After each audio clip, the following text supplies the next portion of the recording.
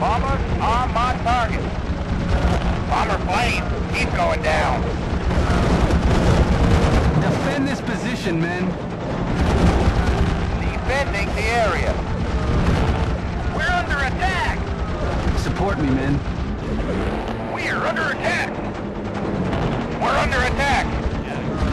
Roger that.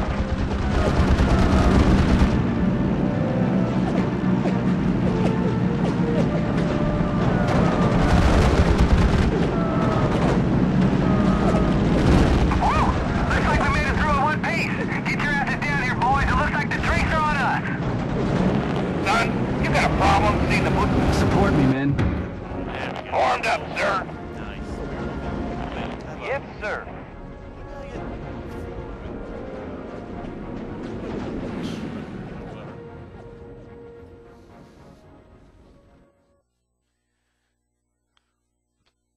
Alright, video. No, wait, this is a minute long. Fuck that shit.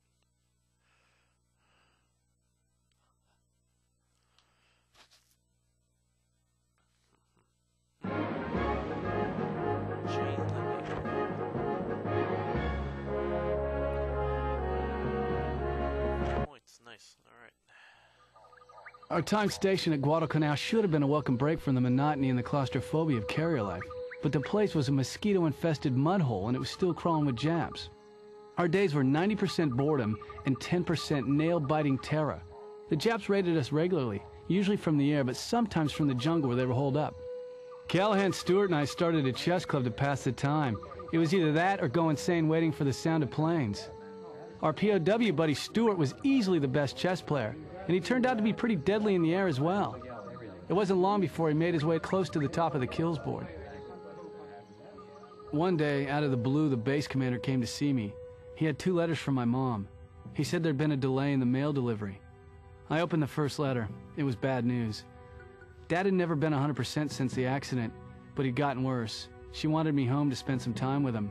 I knew immediately what that second letter would say. It was too late to go home. I don't know if he was trying to keep my mind off what was going on at home, but the commander told me that the 13th Squadron was operating around the Gilbert Islands. He said the task force was going to retake the island that the Japs had captured from us at the start of the war. Our old friend the Admiral had requested pilots and the commander was sending our squadron to help out. I think it is the Marshall Island. Wake was taken to the video. We landed on Guadalcanal in August and took control of the Jap airfield. We called ourselves the Cactus Air Force. The Japs were well dug in and kept fighting for another 6 months. Our boys fought some of their hardest battles there in the jungle, including the Battle of Bloody Ridge. Off the coast of Guadalcanal, we managed to cut off their supply lines and stop them from sending more reinforcements. It wasn't until December that their emperor finally gave permission for their troops to withdraw. Clearing the threat in the Pacific was turning out to be a long and tough campaign. But at Guadalcanal, we stuck our foot in the door, and it wasn't going anywhere. In April of '43, our codebreakers located Admiral Yamamoto, the guy who planned the Pearl Harbor attacks. He was going to be flying in a bomber near Bougainville. 18 Lightnings from Henderson Field flew hundreds of miles and shot down his Betty bomber. Before the war, Yamamoto had tried to talk his commanders out of attacking the U.S. They didn't listen, and even though he knew it was a bad idea, he planned the Pearl Harbor attack for them. At the start of the war, he predicted that for the first 6 to 12 months, he'd win victory upon victory.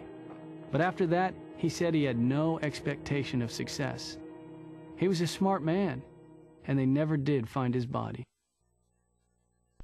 It is believed that he actually survived the attack, was picked up by the U.S., and was put under the original Witness Protection Program. That's what I'm hearing, and it seems pretty accurate. There is a situation where a sub went missing. Ended up back in I believe he was actually told the U.S. that originally at the time it wasn't actually a craft, it was a deliberate craft. Deliberately set up. We should never know. Because it is for recent time. Therefore, I don't think it's logical. If he is, God bless him.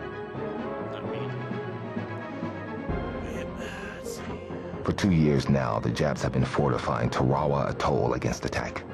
And now it's time to bring the war to them. The atoll is strategically important to our war effort, and we must take it back from the enemy. Crow, we want you to take a P-38 and photograph the defenses on the island. Remember, discretion is the better part of valor. Those photos are more important than heroics right now. Make sure you get them back here and into our hands. Japanese Rear Admiral Shibasaki Miichi has said it would take 1,000,000 men and 100 years for America to take Tarawa Atoll. Let's prove him wrong.